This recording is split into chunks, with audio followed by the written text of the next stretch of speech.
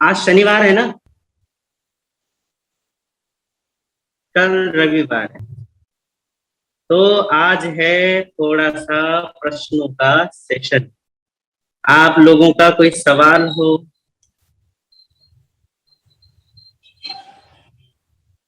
जो हमने अभी तक सुना है, सुनाया है, उसी से संबंधित अगर आप लोगों के कोई प्रश्न वगैरह हो तो आप लोग पूछ सकते हैं।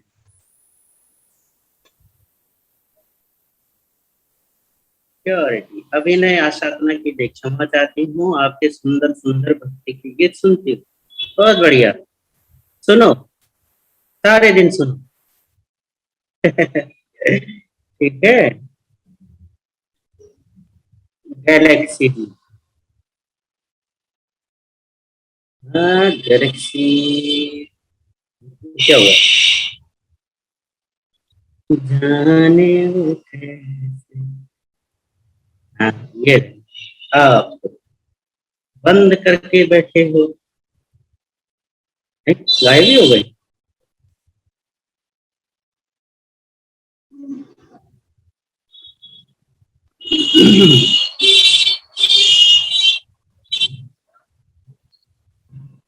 तो बताइए, आप लोगों के कुछ सवाल हैं तो पूछिए, नहीं तो फिर हम अपनी बात शुरू करते हैं।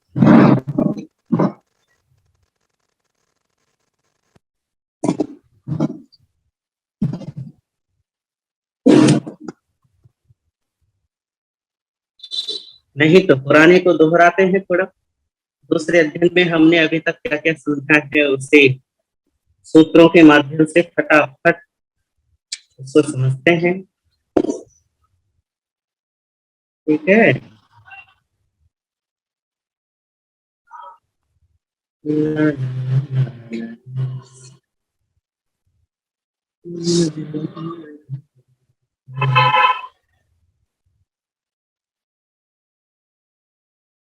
तो इसका भाव ये हुआ, क्योंकि अभी तक आपका कोई प्रश्न आया नहीं है, कि आप लोगों के कोई सवाल नहीं है। ऐसे पूछा करो, इससे संबंधित कोई उल्टा पुल्टा कुछ भी बना के। एक दिन तो होता है आप लोगों पे बोलने का, उसमें भी आप मौन रहोगे तो भैया मुझे ज्यादा मेहनत करनी पड़ेगी ना। तो आप लोग अगर कुछ पूछना चाहें तो पूछ सकते हैं, नहीं तो अभी इसको समझते हैं कि पूर्व में हमने क्या क्या समझा है। दूसरे अध्ययन में हमारे जितने कितने सूत्र हुए कल? उपयोग स्पर्शादिषु तक, मतलब हमारे 19 सूत्र हो गए। पारिणामिक भाव एक बार, और जब तक पढ़ता हूँ तब तक तो गायब हो जाता है। हाँ, वो आने ही वाला था। शुरू से लेंगे तो ये सब कुछ समझते चले जाएंगे। तो पारिणामिक भाव क्या है? सीधा सा सिंपल है। परिणाम का मतलब होता है जो स्वाभाविक है। ठीक है, स्वाभाविक, नेचुरल, जिसको हम प्राकृतिक कहते हैं। ठीक है। तो पारिणामिक भाव का मतलब हुआ कि वो अपने आप है, ऐसे ही है। क्यों है, कब से है, कब तक है, ये सारे सवाल नहीं। बस सीधी सी बात है कि बस ऐसा है। अब एक हम कहते हैं पारिणामिक भाव तीन है ना, जीव, भव्य और अभव्य, और भी हैं। ठीक है। अस्तित्व है, वस्तुत्व है, द्रव्यत्व है, ये सब पारिणामिक भाव है। कभी अगर आगे कुछ मौका लगा तो इनके बारे में भी समझेंगे, पर आज इतना ही समझ लो कि पारिणामिक भाव का मतलब होता है स्वाभाविक भाव। अभी इस समय ये समझ लो, स्वाभाविक। आप कहोगे कि फिर जो और भाव है क्या वो स्वाभाविक नहीं है? नहीं, वो किसी कर्मों के निमित्त से होते हैं। देखो, कर्मों का उपशम होता है तो औपशमिक भाव बनता है। कर्म बीच में आ गया ना, उसके निमित्त से औपशमिक भाव बनता है। क्षायोपशमिक भाव में भी कर्मों का क्षय और उपशम होता है, तब जाकर क्षायोपशमिक भाव बनता है। इसी प्रकार क्षायिक भाव जब कर्मों का क्षय होता है, बेशक इसमें कोई संदेह नहीं है कि इसमें आत्मा की अपनी स्वाभाविक दशा ही प्रकट होती है, परंतु वहां भी कर्म के क्षय होने के कारण क्षायिक भाव कहा जाता है। ठीक है। उसके बाद है औदैक। औदैक का मतलब है कर्मों के उदय से होने वाला सारा का सारा विश्व प्रपंच। तो इसमें आप सब में देखो चार भावों में कर्मों का निमित्त है, कर्म के कारण ये भाव हो रहे हैं। पर पारिणामिक भाव का मतलब है जो स्वाभाविक है, जिसके किसी निमित्त की आवश्यकता नहीं है। निमित्त और उपादान हमने समझा था ना। किसने सवाल पूछा था, किथे गया? ये है छाया नाहर जी। तो छाया नाहर जी, आपने निमित्त और उपादान को समझा हो तो ये उपादान है, और क्या ये हर भाव में बदलता है? पारिणामिक भाव कैसे बदलेगा? पारिणामिक भाव नहीं बदलता। हाँ, वो हर भाव में हमेशा रहता है। चाहे आप औपशमिक भाव में रहो तो भी आप जीव हैं, क्षायिक भाव में रहोगे तो भी आप जीव हैं, आप क्षायिक भाव में हो तो भी जीव हो, औदैहिक भाव में हो तो भी जीव हो। इसे ऐसा समझ लो आसानी से।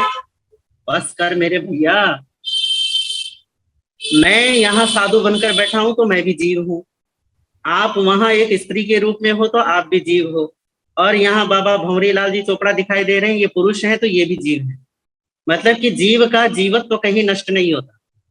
एक कौवा है वो भी जीव है, एक चींटी है वो भी जीव है, सांप है, नेवला है, चूहा है, बिल्ली है, कबूतर है, हंस है, बगुला है, या कुछ भी जहां आपको जीव दिवो बस उसको जीव कह दिया। क्यों? क्योंकि वो चाहे कहीं रहे, जीव का जीवत्व तो रहेगा ही रहेगा। तो वो प्रत्येक भाव में तो है, पर वो किसी भाव में बदलता नहीं। जीव अगर जीव का जीवत्व बदलने लग जाए तो फिर तो वो अजीब भी हो जाएगा बदल बदल के। तो ऐसा नहीं संभव है। पारिणामिक भाव का मतलब ये है कि वो स्वाभाविक है। स्वाभाविक का मतलब क्या होता है कि भैया उसमें बदलाव संभव नहीं होता, वो अपने आप ऐसा है, ना उसे कोई बनाता है ना कोई उसे मिटाता है, उसमें कोई परिवर्तन संभव नहीं है किसी भी प्रकार का। हाँ, जितने भी परिवर्तन होते हैं वो केंद्र में रहता है, तो उसके चारों तरफ परिवर्तन होता रहता है। तो ये समझ लो आप कि चारों गति 84 लाख योनि में सारे के सारे जीव ही कहलाएंगे। तो वो जीव क्यों कहलाते हैं? क्योंकि जीवत्व तो उनका लक्षण है। पारिणामिक भाव है ना जीवत्व। फिर भव्यत्व और अभव्यत्व, मुक्ति की योग्यता और मुक्ति की अयोग्यता। समझ में आया? हाँ ना बोलिए, कितने गए? थैंक्स अनुमोदना सा, मतलब आ गई बात समझ में। तो पारिणामिक भाव बदलता नहीं, ठीक है, परिवर्तित नहीं होता। पारिणामिक भाव का मतलब ये है आत्मा, ठीक है, और आत्मा परिवर्तित नहीं होती। हाँ, आत्मा के कारण उसके वो जो निमित्त वाले भाव है ना, निमित्त वाले क्या, जो कर्मों से जुड़ा हुआ भाव है वो बदलता रहता है। वो कभी उपशमिक हो जाएगा, कभी क्षायोपशमिक हो जाएगा, कभी औदैहिक होगा। औदैहिक तो सतत चलता ही रहता है। औदैहिक भाव में ये तीन भाव चलते हैं, औपशमिक, क्षायोपशमिक और क्षायिक।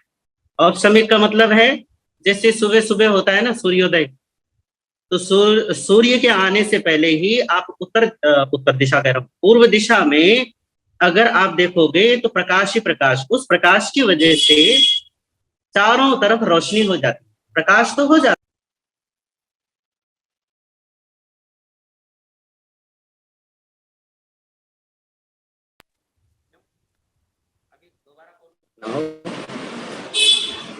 आप लोगों को मेरी आवाज सुनाई दे रही है?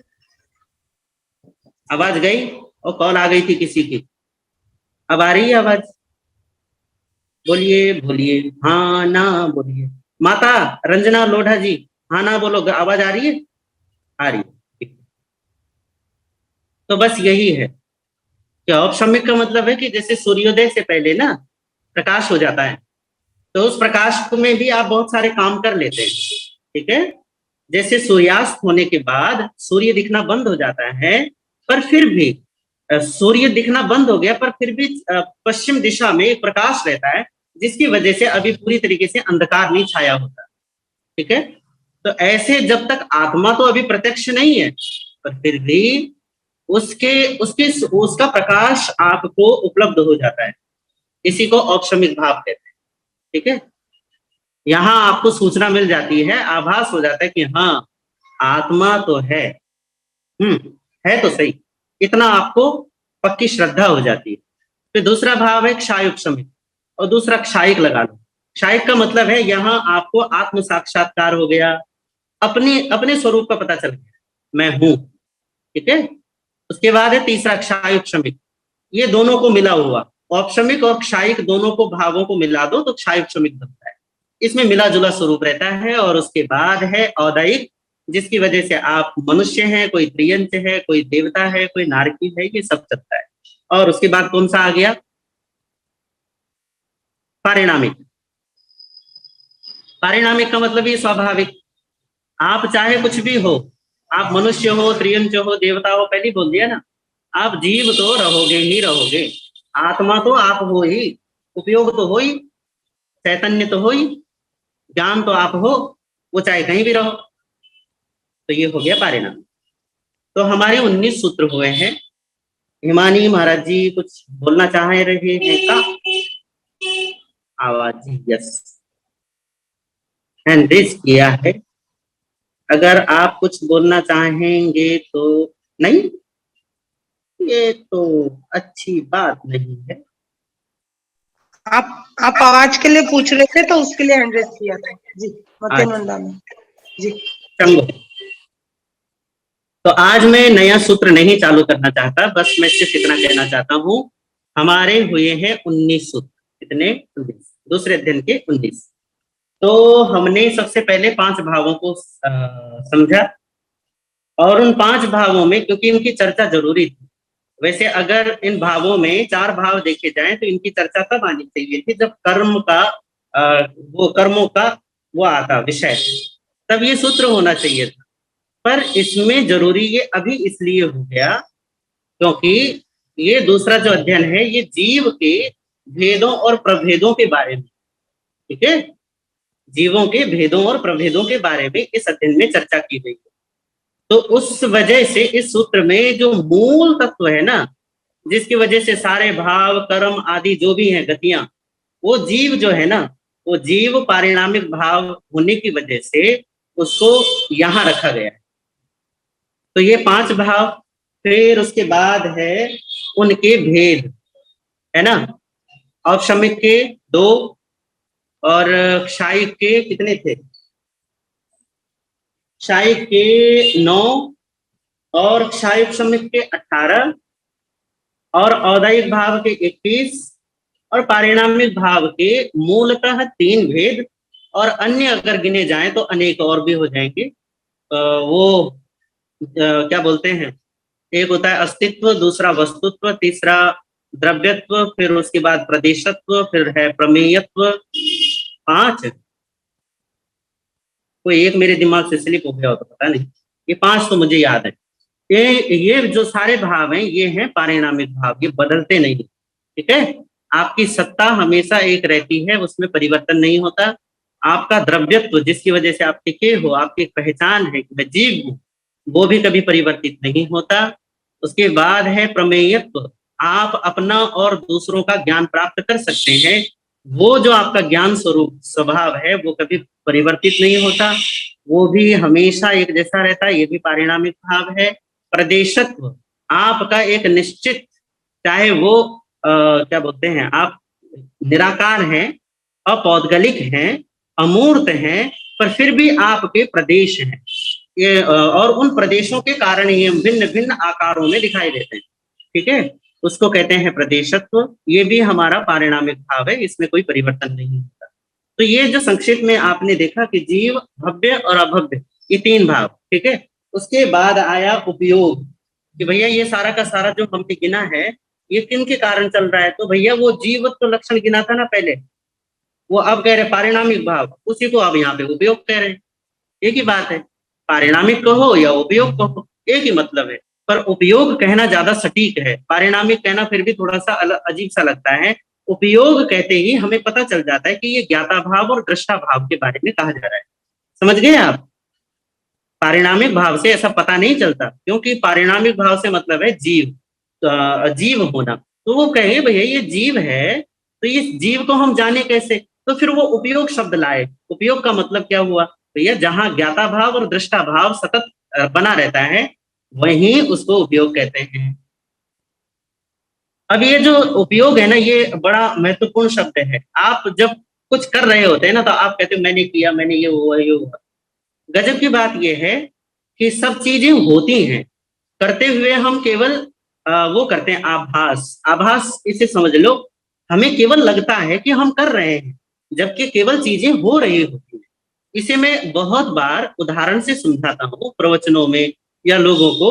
वो ये है कि आप जब यहाँ पे माताएं ज्यादा है ना, तो माताओं से पूछना चाहता हूँ कि जब आप भोजन बनाती हैं, जब आप सब्जी मंडी से सब्जी लाती हैं, ठीक है, हमारी लता जी बैठी हैं, तो आप बताइए कि जब आप सब्जी लाए, हेमा जी काहे को सॉरी, सूरी, सॉरी लिखो आप। इतनी तो अंग्रेजी मुझे भी आती कि आपने स्पेलिंग गलत लिखी, बताओ।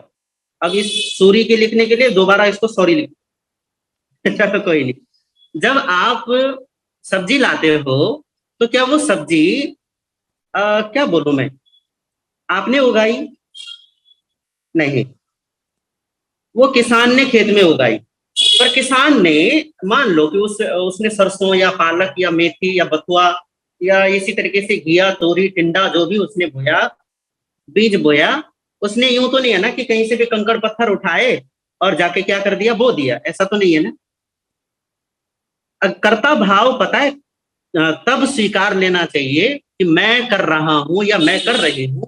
ये केवल तभी स्वीकार्य है जब आप किसी स्वाभाविक स्थिति को बदल दो, और ऐसा संभव ही नहीं है कि आप किसी स्वाभाविक, किसी नेचुरल चीज को उसके स्वभाव से विपरीत कर दो। ये संभव ही नहीं है। स्वभाव से विपरीत कुछ होता नहीं है।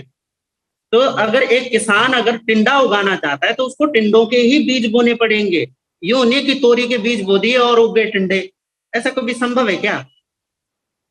नहीं है ना। और अगर संभव ही नहीं है, तो फिर कर्ता भाव किस चीज का है?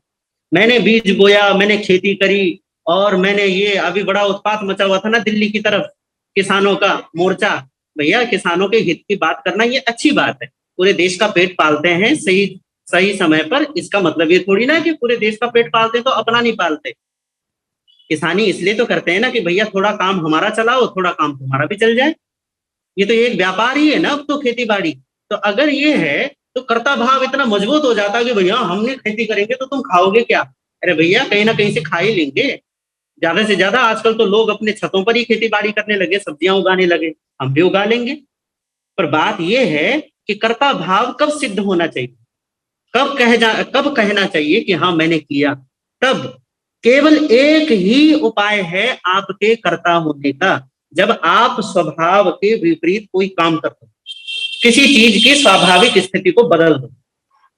जीव को अजीब कर दो तो आप कर्ता हुए, और ऐसा कर नहीं सकते। आप टिंडे को तोरी कर दो, तोरी को भिंडी कर दो, तो आप कर्ता हुए, पर आप ऐसा कर नहीं सकते। समझ रहे हो? हाँ, कुछ अगर कुछ रिद्धि संपन्न महापुरुष होते हैं, वो पुद्गलों में ना उनकी पुद्गल की अवस्था बदल देते हैं। वो कई बार अगर चमत्कार दिखाना चाहे तो भैया हो सकता है कि वो टिंडे को भिंडी बना दे, परंतु वहां भी केवल पौद्गलिक स्थिति बदलेगी, पुद्गल को नहीं बदल सकता कोई। पुद्गल की केवल कुछ अवस्थाओं में वो फेरबदल करेगा, ठीक है, कुछ फेरबदल होगा। पर इसका मतलब ये नहीं है कि वो पुद्गल को ही बदल देगा, पुद्गल नहीं बदल सकता, पुद्गल तो पुद्गल ही रहेगा। तो अब आप देखो कि वो कहानी क्या चल रही थी हमारी, ये बात थी कि उसने सब्जी उगाई, तो वो कहता है मैंने खेती की। भैया खेती की नहीं है, खेती हुई है। कैसे? अगर मिट्टी में बीज को पोषण देने का स्वभाव न होता, पानी में बीज को पनपाने का नेचर न होता, हवा में और सूरज की रोशनी में उसको जीवन देने का या उसको उगाने का अगर सामर्थ्य ना होता, तो बताओ खेती कैसे करोगे? हाँ, अकेला किसान अगर ये कहे कि मैंने खेती करी, अरे बबुआ, पानी लगता है, बीज के लिए मिट्टी लगती है, सूर्य का प्रकाश चाहिए, चंद्रमा की रोशनी चाहिए, और साथ ही साथ खाद और पानी भी चाहिए। जब इतनी सारी चीजें एक बीज को पनपाने के लिए चाहिए, तो तू अकेला कैसे बोल सकता है कि मैंने किया? समझ में आई बात? इसका मतलब ये है कि चीज हो रही है, आप कर नहीं रहे। क्यों? क्योंकि मिट्टी आपने नहीं बनाई, बीज आपने निर्मित नहीं किया। बीज आपने बनाया? नहीं बनाया, है ना? बीज आपने नहीं बनाया, मिट्टी आपने नहीं बनाई, पानी आपने नहीं बनाया, और सूर्य देवता तो निश्चित तौर पर आपने नहीं बनाए। ठीक है ना? पानी के लिए तो तुम कह सकते हो कि हमने कुआं खोदा भैया। ये नहीं, पर सूर्य तो तुम्हारे हाथ में नहीं है। चंद्रमा जो सारी वनस्पतियों को जीवन देता है, पोषण, और उनका क्या बोलते हैं, पोषण की शक्ति देता है, जिसको अमृत कहते हैं, वो सारा का सारा जो है, वो कौन है? वो ना चंद्रमा आपने बनाया, ना सूर्य आपने बनाया, जल भी आपने नहीं, मिट्टी भी आपने नहीं, बीज भी आपने नहीं। तो कैसे कह सकते हो कि मैंने किया? चीज तो हो रही है। सूर्य अपने टाइम पर निकल रहा है, अपने टाइम पे छुप रहा है। चंद्रमा देवता भी अपने टाइम पर आते हैं, अपने टाइम पर जाते हैं। पानी अपने समय पर अपना काम करता है, मिट्टी अपना काम करती है, खाद पानी अपना काम करता है। आपने क्या किया? आपने केवल पौद्गलिक चीजों को कुछ इधर से और उधर से, वही कहते हैं ना कि भैया कहीं का ईंट कहीं का रोड़ा, भानुमति ने कुनबा जोड़ा। कहावत याद है ना? कि कहीं से इधर से कुछ चीजें ली, कुछ इधर से ली, और आपने चीजों को मिला के, और फिर आप उसके कर्ता बन जाते हो। करता नहीं हो, केवल हो रही चीजें। अब इसको थोड़ा सा बात को आगे बढ़ा, अब आप देखो, जब आप क्या बोले, सब्जी मंडी से वो सब्जी आप अपने घर लाई, ठीक है आशा जी? आप सब्जी अपने घर ले आए, और सब्जी को, मान लो कि भिंडी है, मुझे भिंडी पता नहीं क्यों याद रहता है, और कोई सब्जी दिमाग में से निकली जाती है। तो भिंडी अगर है, आप लाए, और आपने भिंडी को संवारा, ठीक है, पहले उसको थोड़ा सा धोया, फिर उसको संवारा, और संवारने के बाद आपने उसको मतलब जो भी है छमका मार मूर के, नमक मिर्च मिला मिलो के, और आपने सब्जी बना बना के धर दी। खाने वालों को बड़ी पसंद आई, और कहने लगी यार कमाल कर दिया, आज तो सब्जी बहुत अच्छी बनी है। तो माता जी तुरंत हमारी बड़ी खुश होके कहते हैं, हाँ मैंने बनाई। अब आप बताओ, पूरी सब्जी की प्रक्रिया में आपने क्या किया? नमक आपने बनाया? हाँ ना बोलो। नहीं बनाया। क्या आपने मिर्च बनाई? नहीं बनाई। उसमें जो भी गरम ठंडा गुनगुना मसाले आप डालते हो, वो आपने बनाया? नहीं बनाया। वो जो पानी उसको बनाने में लगा थोड़ा बहुत, क्या वो पानी आपने निर्मित किया? नहीं। जिस आग पर वो बनी है, क्या वो आग आपने बनाई? नहीं बनाई। वो जो भिंडी आप लाए, क्या वो भिंडी आपने बनाई? नहीं बनाई। आपने क्या किया? हाँ, आपने तो बस चीजें एक जगह कर दी। उसकी प्रक्रिया में, सब्जी बनने के लिए जो प्रक्रिया होनी चाहिए ना, एक भिंडी की यात्रा है कि वो सब्जी बनकर आपकी थाली में आ जाए। तो थाली तक आने की जो प्रक्रिया है, उस प्रक्रिया को आपने जोड़ दिया और सब्जी तैयार हो गई। हो रहा है वहां भी, वहां आप कुछ कर नहीं रहे, पर आपको आभास होता है कि मैं कर रही हूं या मैं कर रहा हूं। समझ रहे हो? अब इसे आप देखो, इसे मैं एक और उदाहरण से समझाता हूँ आपको। मैं आपके सामने बोल रहा हूँ, ठीक है ना? तो मुझे ऐसा लगता है कि मैं बोल रहा हूँ, और परमात्मा कहते हैं कि भैया नहीं, तू बोल नहीं रहा, बोलने की केवल एक प्रक्रिया चल रही है, हो रही है। कैसे? वो कह रहे हैं कि जो पुद्गल है ना, पुद्गल वर्गणाओं में बटा हुआ है। वर्गणा का मतलब होता है वर्ग, एक विभाग। वो विभाग क्या है? जीव जिन जिन चीजों का प्रयोग करता है, उन उन विभागों में पुद्गल से वो क्या करता है? सहयोग लेता है। तो वो विभाग अलग अलग बटे हुए हैं। जैसे स्कूल, अगर आपको पढ़ना है तो स्कूल या कॉलेज जाओ। अगर आपको अपना इलाज करना है तो आपको क्या नाम है? हॉस्पिटल जाओ। अगर भैया कोई किसी से लड़ाई झगड़ा हो गया तो कोई वकील पकड़ो, है या नहीं? या मतलब अगर सब्जी लानी है तो सब्जी मंडी जाओ। अगर कोई आपको हार या किसी प्रकार का आभूषण चाहिए तो वो जौहरी के जाओ, ठीक है, ज्वेलरी मार्केट जाओ। कपड़ा चाहिए तो कपड़े वाले के पास जाओ। जैसे ये विभाग बटे रहते हैं ना कि आप अगर ये चाहिए तो आप इसके जाओ, वो चाहिए तो उसके जाओ, ऐसे ही पुद्गल भी अनेक विभागों में बटा रहता है, संपूर्ण लोक में प्रकाश की तरह। तो जैसे जैसे जीव को जिस जिसकी आवश्यकता होती है वो उस विभाग में से मतलब स्पंदन करता है और खींच लेता है। जब मैं बोल रहा हूं तो ये बोल नहीं रहा हूं, ये बोलने की केवल प्रक्रिया हो रही है। मैं क्या कर रहा हूं, मैं केवल और केवल एक इच्छा करता हूं, मुझे बोलना है। और ये इच्छा भी आत्मा की इच्छा नहीं है, ये केवल उपयोग की वजह से मन के स्तर पर एक घटना घटती है जिसको इच्छा कहते हैं। ठीक है, उपयोग के प्रकाश में, ज्ञान के प्रकाश में, चैतन्य के प्रकाश में मन का या चित्त का या बुद्धि का एक व्यापार होता है जिसको कहते हैं इच्छा। तो मैंने क्या किया, वो व्यापार ये बुद्धि ने किया कि भैया मुझे बोलना है, कुछ समझाना है सामने वाले को, अच्छा बोलना है, तो मैं बोलने के लिए भीतर में एक इच्छा जैसे ही करता हूं तो उस इच्छा से वो जो भाषा वर्गणा के भाषा रूप विभाग में जो पुद्गल पड़े हैं उन पुद्गलों को फट से खींच देता हूं। और खींचते ही तब एक इच्छा से ही सामर्थ्य शक्ति पैदा होती है। उसी सामर्थ्य से मैं आपके सामने क्या करता हूं, बोलने की प्रक्रिया में चल रहा हूं। अब इसमें बताओ कि भाषा वर्गणा के पुद्गल मैंने नहीं बनाए, वो जो बुद्धि रूप में पुद्गल है, मन रूप में पुद्गल है, उनका निर्माण भी मैंने नहीं किया। मैं तो केवल राग द्वेषात्मक भाव करता हूं और उसके अनुसार मुझे मन बुद्धि चित्त अहंग और ये शरीर वगैरह वगैरह मुझे मिलता चला जाता है। ठीक है ना, ये सारी की सारी चीजें ये भी हो रही हैं। पुद्गल को किस रूप में कब कैसा व्यापार करना है ये वो अपना खुद ही निश्चित करता है, अपना खुद ही होता रहता है। अगर पुद्गल पुद्गल रूप में परिणत हो रहा है तो मैं उसमें कर क्या रहा हूं। भाषा के वर्गणाएं अगर ना होती तो मैं लाख इच्छा करता कि मुझे बोलना है, मैं नहीं बोल सकता। बात पल्ले पड़ गई। अच्छा चलो ठीक है, सुमन माता जी, अगर मैं अभी अभी आपको कहूं कि चलो माता आपको समझाना है, ये सारे सूत्र 19 के 19 सूत्र आपको समझाने हैं, तो और बहुत ठीक ढंग से समझाना, कोई गलती मत करना, तो बताओ कितनी देर आपको लगेगी इनको समझाने।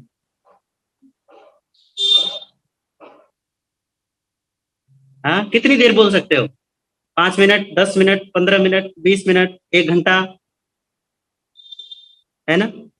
कई बार ऐसा होता है कि आदमी को खड़ा कर दो ना एकदम से तो वो सब ब्लैंक हो जाता है, अरे महाराज जी ने खड़ा कर दिया। या फिर सभा में एकदम से पहली बार बोलने का मौका मिले तो कंपी छूटती है। पहली बार जब मैंने प्रवचन किया था, मैं ले गया था लगभग कोई 20 मिनट का तैयार करके, और मैंने बोला वो 5 मिनट में खत्म हो गया। और 5 मिनट खत्म होने के बाद मुझे पता ही नहीं कि मुझे बोलना क्या है। भैया भाषा के वर्गणा तो वही के वही है ना, पर वो इच्छा रूप व्यापार वो इतना उलझ गया कि अब उसको समझ ही नहीं आ रहा कि आगे बोलना क्या है। पुद्गल वही है। जब मुझे ऐसा लगता है कि मैं बोल रहा हूं तो ये बोल नहीं रहा हूं, ये केवल बोलने की प्रक्रिया चल रही हो रहा है ऐसा। ठीक है, तो आप सारे कर्मों में केवल ऐसा देखो कि ये सब चल रहा है, ये हो रहा है, आप कर नहीं रहे कुछ भी। पढ़ने की प्रक्रिया भी हो रही है, सुनने की प्रक्रिया भी हो रही है, खाने की प्रक्रिया भी हो रही है। आप क्या कर रहे हो, आप केवल राग या द्वेष कर रहे हो, ठीक है, या फिर संभाव में हो, ये आपका अपना वो है। तो बात पल्ले पड़ गई। उपयोग किसको कहते हैं, इसी को ही उपयोग कहते हैं, जो ज्ञाता भाव और दृष्टा भाव रूप है, जहां कर्ता भाव और भोक्ता भाव नहीं। जब हमारा उपयोग अपने स्वाभाविक परिणति में होता है, परिणति का मतलब उस परिवर्तन दशा में अपने स्वाभाविकता में होता है, तब हमारा उपयोग शुद्ध कहलाता है। इस शुद्ध उपयोग में क्या है, ज्ञाता भाव और दृष्टा भाव। केवल जानो और केवल देखो, आप यही कर सकते हो। उपयोग इसके अलावा और कुछ कर भी नहीं सकता। तो फिर दूसरी बातें क्या है, तो आभास होता है कर्ता भाव का। तो जब आप कर्ता भाव पैदा करते हैं ना, तो कर्ता भाव पैदा करने के बाद एक चीज और पैदा होती है जिसको कहते हैं भोक्ता भाव। अगर आप कुछ करते हैं तो कुछ करने के बाद आपको एक अपेक्षा होती है कि अब इसका फल भी मुझे मिलना चाहिए। ठीक है, किसी के लिए कुछ किया तो फिर उसके फल की कामना से भी बंध जाते हो। और जब तक, अब यहाँ पे आप एक चीज देखो कि जब आप कर्ता भाव में हो, जब आप ज्ञाता भाव में हो, तो आप दृष्टा भाव में भी स्वाभाविक रूप से हो जाते हैं।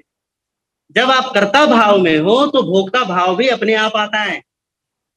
तो अब यहाँ पे एक बात स्पष्ट हो गई, यदि आप सुख और दुख की अनुभूति से बचना चाहते हो और आत्मा के स्वाभाविक आनंद को या स्वाभाविक सुख को प्राप्त करना चाहते हो, तो उसके लिए ये जरूरी है कि पहले कर्ता भाव को छोड़ा जाए। क्यों? क्योंकि जब तक आप कर्ता भाव को पकड़े रखेंगे तब तक भोक्ता भाव को पीछे लगा ही रहेगा। वो तो पीछे है ही, वो तो साथ में लगा है। कर्ता जैसे ही बनते हो वैसे ही भोक्ता भी बनना पड़ेगा। तो भैया अगर मैं अपने कर्मों को नहीं भोगना चाहता हूं तो इसके लिए मुझे क्या करना चाहिए? तो मुझे ये करना चाहिए कि मैं कर्ता बनना छोड़ दूं। ठीक है, होने की प्रक्रिया को स्वीकार कर लो कि ये हो रहा है, ये चल रहा है। जैसे आप होने की प्रक्रिया में आते हैं और इस प्रक्रिया को समझते हैं कि ये तो सब हो रहा है, तो तुरंत वही दशा घटित होती है जिसको ज्ञाता भाव और दृष्टा भाव कहते हैं। और वहां आपका अपना स्वाभाविक सुख है। वहां पौद्गलिक या इंद्रिय विषयों से पैदा हुआ ये मानसिक उत्तेजना वाला सुख नहीं है कि थोड़ा भोजन अच्छा मिल गया तो आहा मजा आ गया, कपड़ा किसी ने अच्छा पहना दिया, आहा कितना सुंदर लग रहा हूँ, कितनी सुंदर लग रही हूँ, बढ़िया नया कपड़ा, बढ़िया मजा आ गया, या गाड़ी अच्छी आ गई तो मजा आ गया, घर अच्छा बन गया तो मजा आ गया, ये वाला नहीं। क्योंकि डिपेंडिंग नहीं है ना। ज्ञाता भाव दृष्टा भाव किसी चीज पर डिपेंड नहीं करता, पर आपका स्वाद आपके भोजन पर डिपेंड करता है। आपका श्रवण सुख किसी के प्रशंसा पर डिपेंड करता है। कोई अच्छा गीत लता मंगेशकर का या किशोर दा का या श्रेया घोषाल का या हमारे सोनू निगम का सुन लो, हाँ मजा आ गया, कितना अच्छा गाना गाया है। मतलब ये है कि ये कान का सुख आपका डिपेंड करता है कि कोई अच्छा बोल दे, अच्छा सुना दे। स्वाद का सुख किसी भोजन पर निर्भर करता है, खाने पर। इसी तरीके से आपके आंखों का सुख किसी अच्छे दृश्य पर निर्भर करता है। नाक का सुख सुगंध पर निर्भर करता है। ये निर्भरता है, ये पराधीनता है, ये कोई सुख नहीं है। जिसको आप सुख समझ रहे हो वो सुख है ही नहीं, वो दुख ही है, क्योंकि वो पराधीनता है, वो परतंत्रता है। ठीक है, तो जब आप ये जो आपकी परतंत्रता है, अगर आप इस परतंत्रता को सुख कह रहे हो तो परमात्मा कहते हैं यह अज्ञान है, तो यह अविद्या है, मिथ्यात्व है। क्योंकि तुम समझ ही नहीं रहे हो कि आत्मा के स्वाभाविक सुख के अलावा सारे सुख पराधीन है। और पराधीनता के लिए तुलसीदास जी पता क्या कहते हैं? पराधीन सपने हो सुख नाही। पराधीन व्यक्ति को तो सपने में भी सुख नहीं है। ठीक है, तो उपयोग समझ गए आप। हमारे जैनम कोचर जी, पर माता जी बैठी हैं। आपका नाम जैनम है क्या? पोते का नाम जैनम? पोते का मतलब पोते का नाम जैनम है। चलो ठीक है, ये अच्छी बात है। तो देखो, आपकी अपनी ही स्वाभाविक दशा में जो सुख प्रकट है, जो सदा काल से है, उसको ज्ञाता भाव और दृष्टा भाव कहते हैं। ठीक है, अब ये जो सुख है जिसको हमने मोक्ष का नाम दिया, निर्वाण का नाम दिया, आत्मा का, उपयोग का, पारिणामिक भाव का, पता नहीं क्या क्या हमने नाम उसको दे दिए। इन सारी चीजों में एक चीज ये प्रकट है कि आप निर्लेप हैं, आप परे हैं। ठीक है, अब आता है अगला कि भैया ये जो उपयोग है ना, ये हमारी अपनी दशाओं में जहां हम हैं वह बट जाता है। तो क्या करे, बस कैसे बटता है? तो क्या करे भैया, बस संसार अवस्था में सारे जीवों में विविधता पाई जाती है, तो उनका उपयोग भी वो अपने मन से उसको खंड कर देते हैं। इसे ऐसे एक उदाहरण से समझो। जैसे प्रिज्म देखा होगा ना आपने, प्रिज्म एक कांच का टुकड़ा होता है चमकीला सा, और या हीरे जैसा, जिसमें बहुत सारे वो बना देते हैं, डायमेंशन बना देते हैं। और अगर उस प्रिज्म में से, उस कांच के टुकड़े में से जब हम सूर्य की रोशनी आती है तो रोशनी जो है वो हमें एक किरण के रूप में अभी वो आई। वो किरण जब उस कांच में से पार होती है ना, तो वो एकदम से 7 रंगों में विभक्त हो जाती है।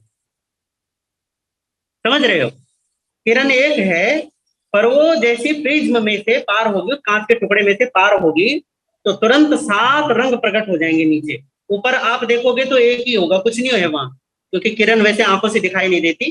पर अगर आप नीचे देखोगे, वो जो सूर्य का प्रकाश आया है उसमें से पार होके, तो वहां आपको 7 रंग दिखाई देंगे। कैसे? जबकि ऊपर तो सब एक है, वहां नीचे 7 कैसे हो गए? इसी तरीके से उपयोग एक है, पर वो क्या है, ये जो हमारा ये है ना, ये जिसको हम बुद्धि कहते हैं, इसको माइंड या मन कहते हैं, या इसको चित्त कहते हैं, जो भी कहो, वो ये यहाँ बैठा बैठा वो उस प्रकाश जो वो आ रहा है चैतन्य से, जो एक है, उस चैतन्य के प्रकाश को ये एकदम से बंटवारा कर देता है, बांट देता है उसको। ठीक है। और जब वो बंटता है तब हमें थोड़ा थोड़ा मिलता है प्रसाद रूप में। ठीक है। कैसे भैया? ज्ञान हमारा अलग अलग, ठीक है, दर्शन हमारा अलग अलग। कैसे? तो वो फिर क्या है, कर्म का एक जाल तैयार करता है, और जैसे जैसे कर्म का जाल होता है वैसे वैसे हमें बोध होता है। बस सिंपल सी बात है। मन है प्रधान बना हुआ, वो कर्मों का प्रिज्म लेकर बैठा रहता है, और जब तक ये बैठा रहेगा तब तक ये भेद हमें बना ही रहेगा। तो उस उपयोग के लिए जिसको जो एक कहा है, उस उपयोग में फिर वो कह रहे हैं कि वो दो भेद का है। दो भेद कौन से हो गए? तो फिर क्या, साकार और निराकार। साकार और निराकार कौन से? तो कहा भैया साकार और निराकार आप समझ गए होंगे। वैसे साकार का मतलब होता है जिस जो ज्ञान है, ज्ञान को साकार कहते हैं, और निराकार दर्शन को कहते हैं। ज्ञाता भाव साकार है। संसार की सारी चीजों में अगर मान लीजिए कि आप अपने घर पर हैं और सुबह से आप अपने बेटा बेटी बहू पोता पोती सबसे मिल लिए, ठीक है ना, सुबह से सबसे मिल लिए।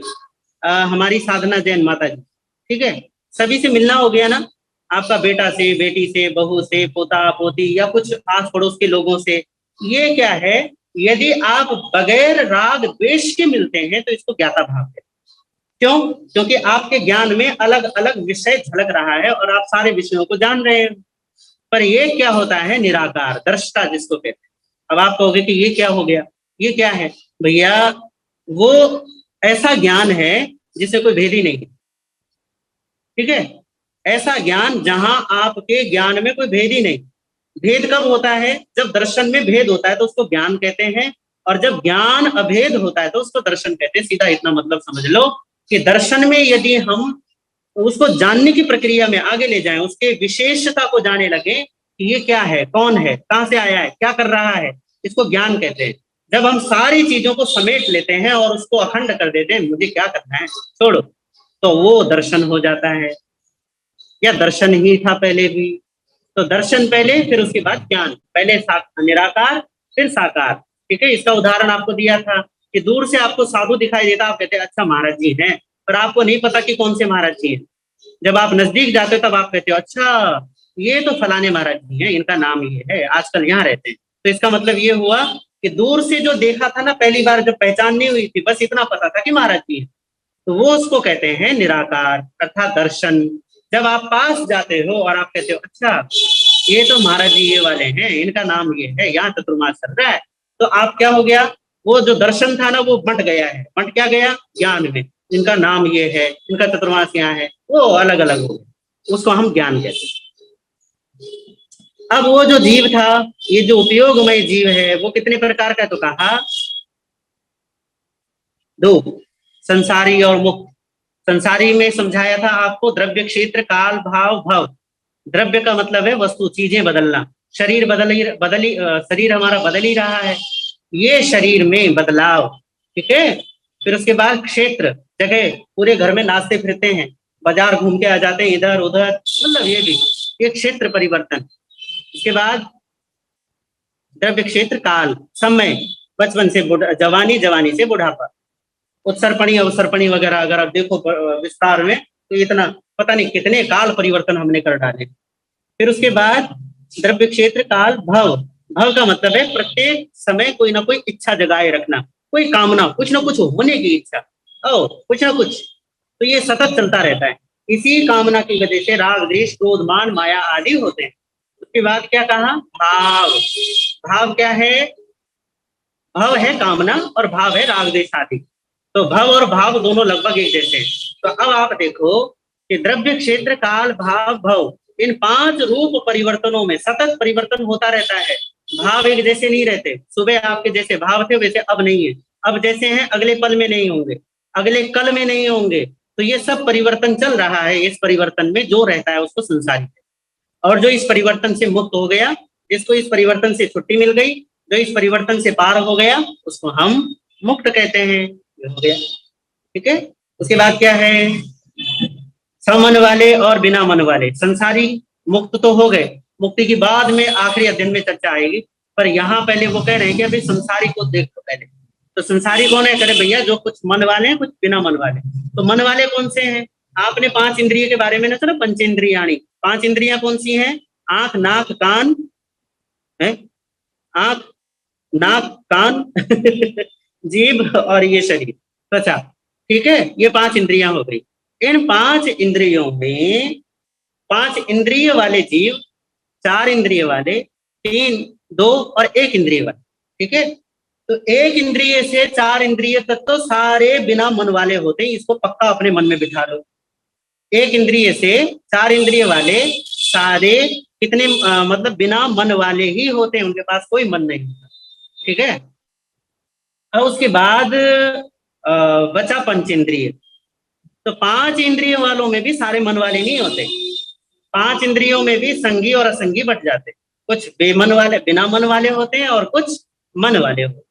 अब आप कहोगे कि हम क्या हैं, मन वाले बिना मन वाले? तो ये आप खुद जानो भैया, बताओ आप मन वाले हो या नहीं हो। क्यों? क्योंकि सवाल उठना, प्रश्न उठना ही ये साबित करता है कि आपके पास मन है। ठीक है, तो ये हो गया दोनों, ये संसारी प्राणी ऐसे। फिर वो संगी और असंगी का भेद जब आगे चला कि समनस्क हैं, अमनस्क हैं, मन वाले, बिना मन वाले, फिर उनको कैसे बांटा? फिर कहा कि संसारी जो जीव है ना, वो तरस और स्थावर वाले भी हैं। अरे अच्छा, तरस और स्थावर, तरस किसको कहते हैं? जो चल फिरते हैं आपकी तरह। हमारी मंगला डाकलिया जैन पिंपरी पुण्य। ठीक है, आप बताओ कि चलते फिरते हो या नहीं फिरते हैं? अच्छा बताओ, अभी यदि यहाँ पे चूहा कूद पड़े आपके सामने तो भागोगे नहीं भागोगे? हाँ महाराज जी भागूंगी मैं तो, भैया चूहे से बड़ा डर लगता, तो कॉकरोच से भी डर लगता है। तो बताओ भागोगे ना? क्यों भागोगे? क्योंकि डर से आप एकदम से बचाव चाहते हो, तो आप भागते हैं। जो भाग सकता है बचाव के लिए या सुख के लिए, अगर आपको प्यास लग जाए और आपको पता है कि पानी के लिए मुझे फ्रीज तक जाना होगा, तो आप पहुंचते हैं ना, फ्रीज रखाओ, घड़ा रखाओ, जहां भी पानी रखना है, तो आप जाते हैं। सुख के लिए दुख से, सुख के लिए जाना और दुख से बचाव के लिए भागना, ये दोनों क्रियाएं जिसमें देखी जाती हैं उसको तरस कहते हैं। ठीक है, ये दोनों होने चाहिए उसमें। फिर कहा कि फिर स्थावर क्या है? बेचारा जो ऐसा कर ही ना सके अपनी मर्जी से। अगर एक पेड़ को आग लगा दो, हरे भरे पेड़ को, तो पेड़ अपना बचाव करने के लिए भाग नहीं सकता कि मैं जाऊं और बच जाऊं, नहीं कर सकता ना। अगर मिट्टी को आप खोदने लग जाओ तो मिट्टी अपने बचाव के लिए भाग नहीं सकती। इसी तरीके से पानी के साथ, हवा के साथ, अग्नि के साथ है, सबके साथ है। तो ये 5 स्थावर। अब इसमें से आप कहोगे कि ये स्थावर कौन है और तरस कौन है? तो भैया मिट्टी, पानी, हवा, आग और ये पेड़ पौधे जिसे वनस्पति कहते हैं, ये स्थावर है। और ये एक इंद्रिय है। इन एक इंद्रिय से ऊपर जितने भी जीव हैं, बेंद्रिय से लेकर पंचेंद्रिय तक, वो सारे के सारे तरस। हो गया आसान। तरस कौन है? बेंद्रिय से आगे सारे तरस हैं। और एक और स्थावर कौन है? तो एक इंद्रिय जितने भी हैं वो सारे के सारे स्थावर है। अब आते हैं आगे, आगे कौन सा सूत्र है? ओ उन्होंने स्थावरों के नाम गिनाए हैं। पृथ्वी, अपकाय और वनस्पति काय वो स्थावर कहते हैं। ठीक है, और तेजस्काय, वायुकाय, बेंद्रिय आदि जीवों को वो तरस कहते हैं। ये हो गए 14। फिर उसके बाद 5 इंद्रियां जो 2 प्रकार की हैं, निवृत्ति और उपकरण, लब्धि और निवृत्ति। अच्छा, द्रव्येंद्रिय और भावेंद्रिय, मैं कह रहा हूँ 2 कैसे 4 हो रहे? तो 2 है ना, द्रव्येंद्रियां और भावेंद्रियां। तो द्रव्येंद्रिय के 2 भेद थे, निवृत्ति और उपकरण। निवृत्ति का मतलब क्या होता है? रचना। ठीक है, आपके शरीर की एक बनावट है, इसको निवृत्ति कहते हैं। आंखों की बनावट, ये नाक की बनावट, ये नाक में सूक्ष्म तंतु होते हैं जो उन ये नाक है ना, तो इस नाक में अंदर की साइड सूक्ष्म तंतु होते हैं। उन तंतुओं का क्या होता है कि भैया जब आप सुगंध लेते हैं ना, गुलाब की, चंपा की, चमेली की, कस्तूरी की या कमल की या कोई भी दुर्गंध आ गई, तो आपको कैसे पता चलता है कि ये गुलाब की ही खुशबू है? कैसे? तो वो है उपकरण की वजह से। वो क्या काम करता है? वो आपको उपकरण बताता है कि देखो ये गुलाब की खुशबू है। ठीक है, ये काम है। और आंख के संबंध में क्या? आंख है ये पूरा का पूरा ये निवृत्ति है, द्रव्य। और इस निवृत्ति में वो छोटी सी कीकी जो देखने का, जो प्रकाश परावर्तन का कार्य करता है, ठीक है, वो उसका काम क्या है? करे उसका काम है देखना, चीजों को देखना। कैसे देख पाते हो? तो उसके उपकरण के कारण। आंख है ये निवृत्ति है, ये बनावट। और इस बनावट में वो ताकत जो प्रकाश को देख रही है, प्रकाश को परावर्तित कर रही, मतलब पहले प्रकाश आया फिर वापस भेजा, तो आपको पता चला सामने हरा है। तो ये क्या हुआ, कैसे हुआ, तो कहा कि भैया वो आपके आंखों की जो कीकी है उसकी वजह से, उसको हम क्या कहते हैं, उपकरण कह सकते हैं उससे, क्योंकि वो ताकत दे रहा है आपको देखने की। तो ये दो तरीके से हो गया, ये हो गया निर्वृत्ति अर्थात रचना, बनावट, और अंदर जो एक झिल्ली होती है जो शब्दों को पहचानती है। मान लीजिए कि साधना जी संचेती, ठीक है, अगर आपके पतिदेव आ जाएं तो वो कुछ बोले बाहर से, अभी सामने नहीं है, शादी तो हो गई ना, हाँ फिर ठीक है, कहीं मैं फालतू में पतिदेव बना दूं, ठीक है। तो अगर वो बाहर है पर अभी सामने नहीं आए, पर वो कहते हैं साधना कहाँ हो, पानी चाहिए, तो आपको पता चल जाता है कि पतिदेव की आवाज है, ठीक है ना, पहचान लेते हो। किसी भी प्रकार की, कोई गाड़ी जा रही है, या कोई कौवा बोल रहा है, कबूतर गूं गूं कर रहा, या कोई चिड़िया चहक रही है, कैसे पता चलता है, शब्द कानों में पड़े, इस आकार से शब्द अंदर गए, अंदर जाने के बाद वो झिल्ली से टकराए तो आपको एकदम से पता चल जाता है कि शब्द आ गया है। वो झिल्ली शब्दों को पकड़ता है, उसको कहते हैं उपकरण, ठीक है। आसानी से तो मैंने आपको ये बता दिया, इतना ही काफी है। आगे है, ये द्रव्य है, दोनों ही द्रव्य हैं, पौद्गलिक अवस्था है, इसको याद रखना। फिर उसके बाद क्या है, लब्धि और उपयोग। लब्धि किसको कहते हैं, आत्मा की ही अपनी ज्ञान की जो उपयोग है ना, ये तो आत्मा का नाम है, ठीक है। पहले आया ना कि जीवो वो लक्षणों, उपयोगो लक्षणम, ठीक है। ज्ञान आत्मा है, उपयोग आत्मा है, उस आत्मा की अपनी उपयोग की क्षमता बढ़ती चली जाती है। ये तो निश्चित है ना, एक इंद्रिय जीव जितना जानता है, पंचेंद्रिय जीव उससे बहुत ज्यादा जानता है, ये तो पक्का है ना, इतनी बात तो पक्की है। तो अब आप देखो कि एक इंद्रिय को जब बेइंद्रिय होने की क्षमता मिलती है, वो ताकत प्रकट होती है ना भीतर से, उपयोग की ही ताकत प्रकट होती है, उपयोग का सामर्थ्य बढ़ गया, उसको लब्धि कहते हैं, ठीक है। वो ताकत को कि वो बेंद्रिय तक आया, फिर बेंद्रिय केंद्रीय तक, चौंद्रिय चौरिंद्रिय, फिर पंचेंद्रिय, फिर यहां से विस्तार होता चला जाता है, और अंततः उपयोग अपनी परिपूर्ण शुद्ध दशा कैवल्य, केवल ज्ञान केवल दर्शन की अवस्था में पहुंच जाए तो भैया हो गया ना काम पूरा, है ना। इसलिए हमारे यहाँ पे केवल ज्ञान और केवल दर्शन को भी केवल लब्धि और केवल दर्शन लब्धि कहते हैं। क्यों कहते हैं, क्योंकि आत्मा ने अपनी परिपूर्ण शक्ति को प्रकट कर लिया है। वो जो शक्ति थी ना, वो जितनी वो बढ़ सकती थी, जो उसकी बिल्कुल क्या बोलते हैं उसको, पीक पॉइंट था जो उसका, बिल्कुल एक्सट्रीम जहां तक वो जा सकता था, वहां तक जा चुका है। जो वो हो सकता था वो हो गया है, तो उसको हम केवल लब्धि कहते हैं, या फिर दर्शन लब्धि कहते हैं, ठीक है। ये हो गई बात। परंतु ये शुरुआत में क्या कहलाता है, इंद्रिय जगत में इसको हम लब्धि और उपयोग कहते हैं। लब्धि क्यों कहते हैं, क्योंकि भैया इसी की वजह से इंद्रियों का तो आकार मिलता है, इसी की वजह से तो इंद्रियां ज्यादा और अधिक अधिक इंद्रियां हमें मिलती हैं, नहीं तो एक इंद्रिय रह जाएंगे हमेशा। पर नहीं, हमेशा ऐसा नहीं होता, कभी देन्द्रिय तेन्द्रिय चौरिंद्रिय आगे में बढ़ते रहते हैं हम, ठीक है। तो ये हो गया आपका उपयोग। आगे वो कह रहे हैं कि उपयोग है स्पर्शादिशु। उपयोग किसको कह रहे हैं, देखो पहली बात, तीन सूत्र देखो यहाँ पे किस तरीके से संबंधित होते हैं। तो यार मैंने तो बंद कर दी किताब, कौन कौन से सूत्र हैं। पहला सूत्र है, उसमें पारिणामिक भाव बोला, पारिणामिक भाव का जीव और जीवत्व, ठीक है ना, जीव भव्य अभव्य, ये पारिणामिक भाव का था ना। तो ये था कि जीव होना ये पारिणामिक भाव है, सूत्र है सातवां। फिर उसके बाद अगला आठवां सूत्र है उपयोगो लक्षणम, कि उस जीव का लक्षण क्या है, तो का उपयोग, ठीक है। और उसके बाद ये सूत्र है क्या नाम है, 19वां। इस 19वें सूत्र में वो फिर से संबंधित कर रहे हैं, आपको जोड़ रहे हैं। तो करे उपयोग क्या है, करे जो स्पर्श आदि में हो रहा है। अब आप कहोगे स्पर्श आदि में हो क्या रहा है, तो भैया एक इंद्रिय में भी था, बेन्द्रिय में भी था, केंद्रिय में भी, चौरिंद्रिय में और पंचेंद्रिय में भी, जो सब में एक जैसा है ना, सब जगह एक जैसा काम कर रहा है, अरे वो उपयोग है। अब बताओ, जुड़ गए ना आपके तीन सूत्र एक साथ जुड़ गए। अगर आप इन सूत्रों को इस ढंग से समझेंगे तो आपको इनको समझने में बड़ी आसानी रहेगी। और अब यदि आपका कोई सवाल हो, कोई जवाब हो, हमारी प्रीतिमा जी, चलो बोलो जी, कुछ लिख सकते हो तो लिख दो, और कोई यदि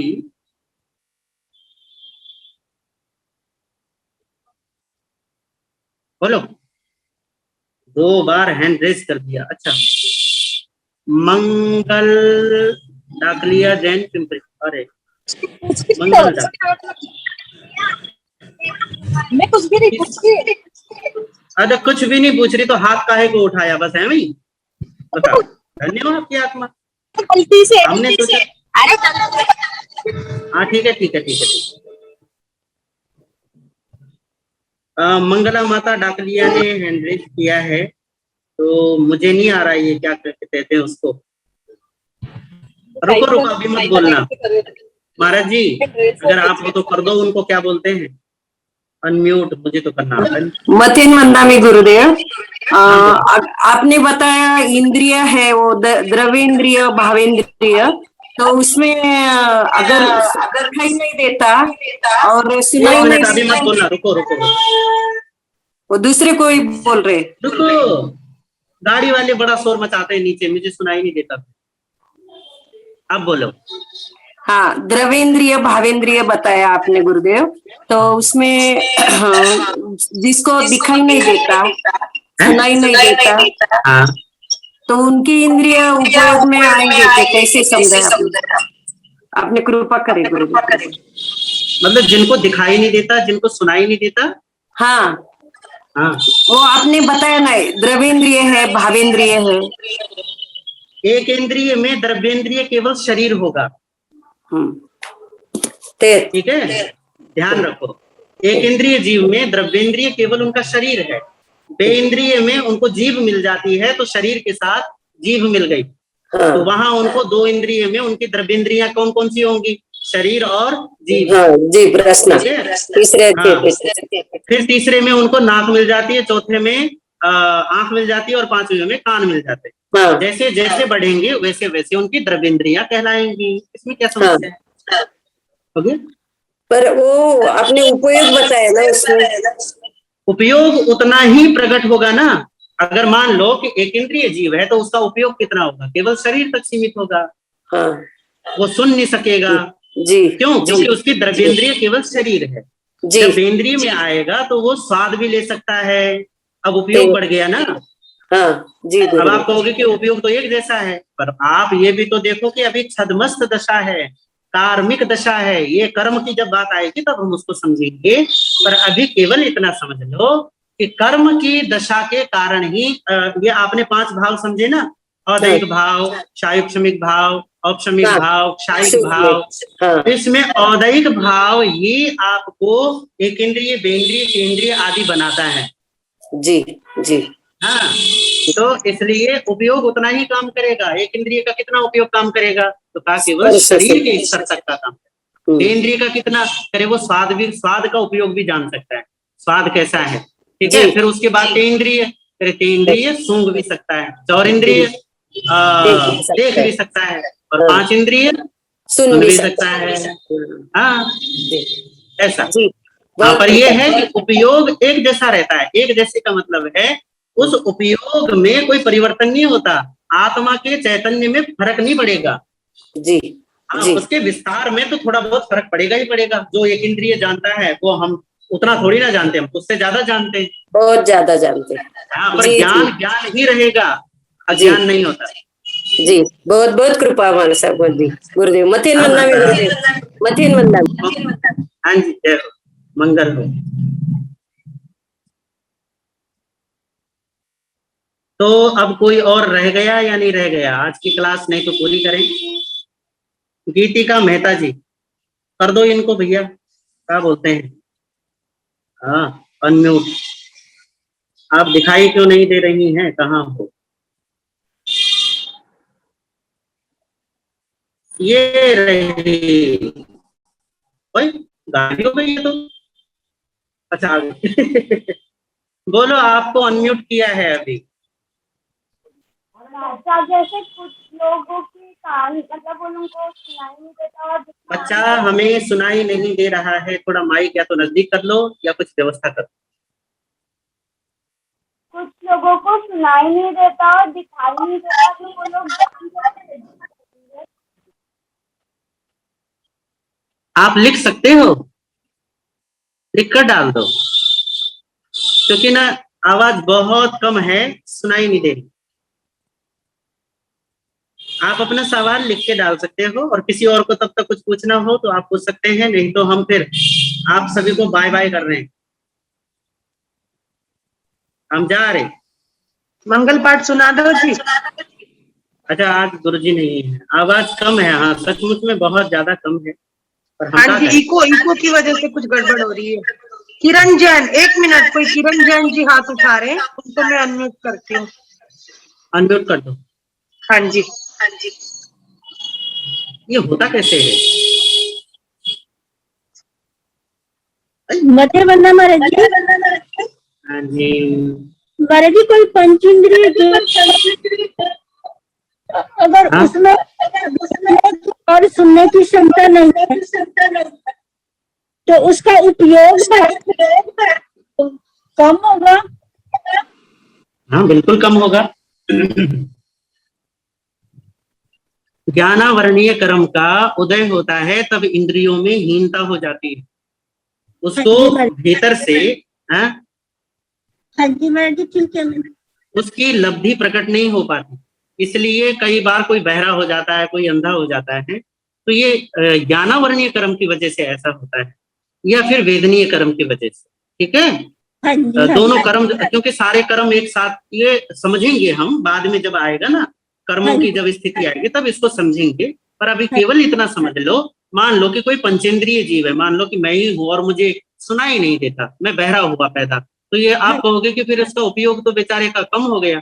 देखो, ज्ञान चेतना सब में एक समान रहती है, पर वो क्या है, वो उपयोग, उसने कुछ ऐसा कर्म कर दिया कि पंचेंद्रिय होने के बाद भी उसको हीन इंद्रिय वाला होना पड़ा, उसको बहरा पैदा होना पड़ा। ठीक है, वो फिर कर्म के, वो कर्म उसमें चला जाएगा। इसकी व्याख्या बड़ी लंबी हो जाएगी, तो केवल इतना ही कहना चाहता हूँ अभी। वो गीतिका जी का सवाल भी सेम यही है आपके जैसा, कि वो कह रहे हैं कि कुछ लोगों को सुनाई नहीं देता, तो वो ज्ञान कैसे अर्जित करेंगे?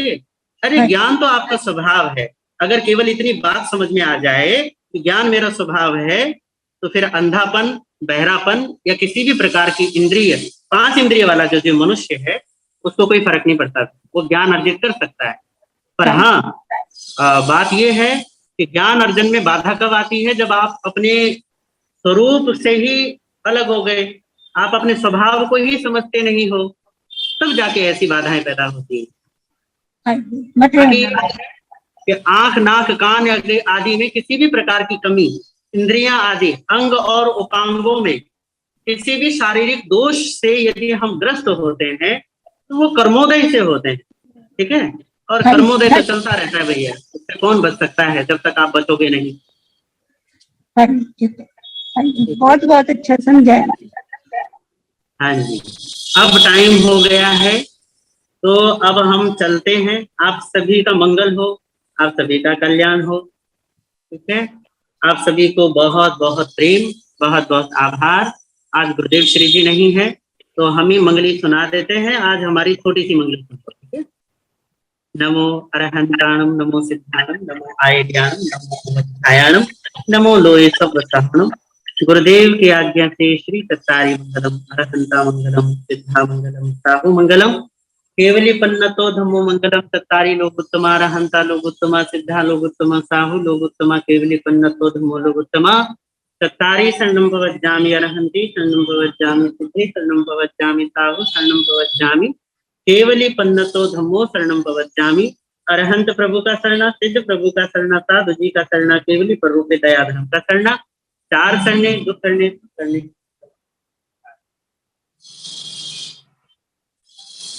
उनको शुद्ध ज्ञान नहीं होगा, हो जाएगा शुद्ध ज्ञान संबंधित। केवल वो अगला सूत्र आएगा कल, आपको समझा देंगे कि कैसे शुद्ध ज्ञान होता है बहरों को। ठीक है, अभी तो जय हो, सब खुश रहें।